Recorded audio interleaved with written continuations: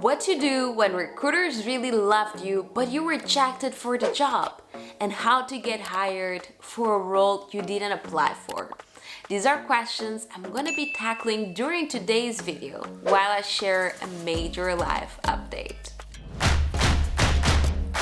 Hey guys, Emilia here from Emmy Powered, bringing you today the best tips and tools on how to win at life and level up your career.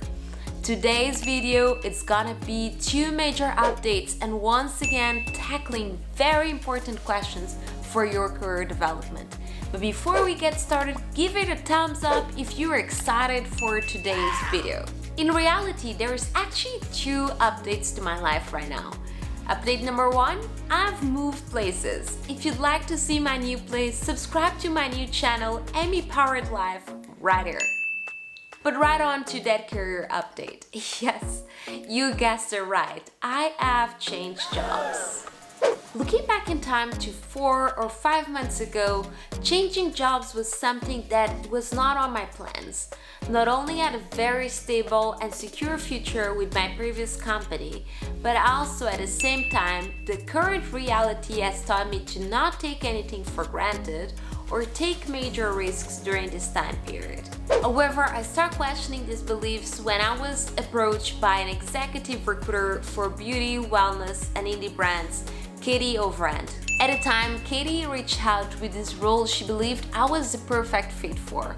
Not only she told me how amazing the company and the team was and is, but also she told me I was the right person for it. I was a little bit skeptical and reluctant for the reasons I have mentioned. I was very comfortable in my previous role, there was a lot of stability, and at the same time, I knew that there were certain skills I had to develop further in order to be that right candidate for this role. So I told Katie, you know what, let me sleep on the subject.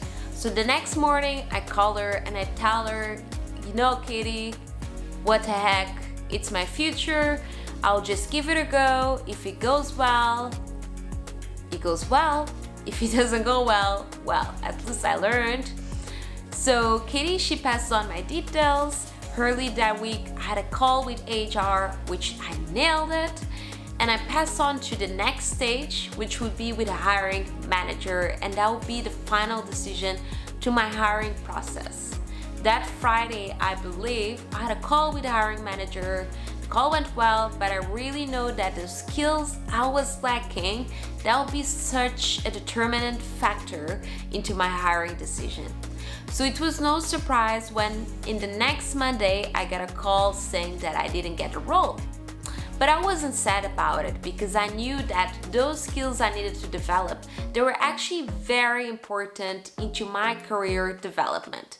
So that same week, I told my manager at Newell Brands, you know what, I really want to take in more responsibilities. I do want to develop my skills in this area as I feel that I am very soft on it and I'm really ready for taking in more and to have more responsibilities and further my development. So that was it. That was the end of the story.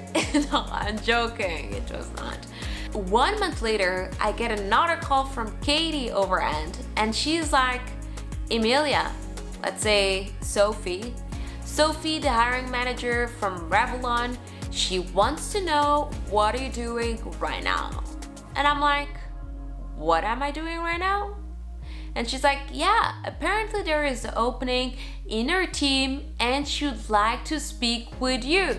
Holy moly! So Katie sends me over the description of this new role and I'm like, so I tell Katie, okay, what the heck? Put me in touch.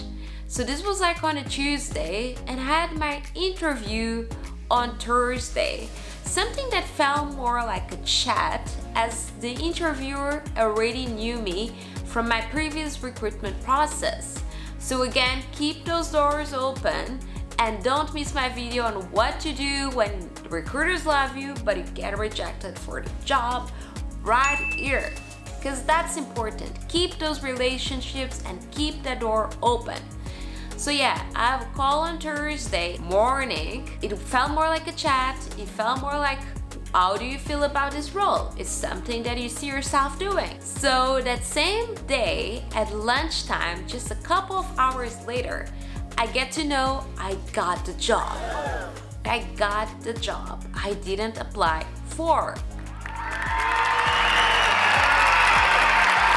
The lesson of the story is always keep a good relationship with the people you come across during your recruitment processes and follow my tips because they definitely work out. And remember, you never know what happens next. It might be the future of your leveled up career. Guys, comment down below if you have any questions regarding my recruitment process, my career update, or if there's anything you'd like to know on what to do when you get rejected for a job, where the recruiters really love you, or any questions on how to get hired for a job you didn't apply for. Guys, give it a thumbs up if you got value out of today's video. Don't forget to subscribe and hit that bell button for more content like this on a weekly basis. Thank you so much for watching, and I'll see you on my next one.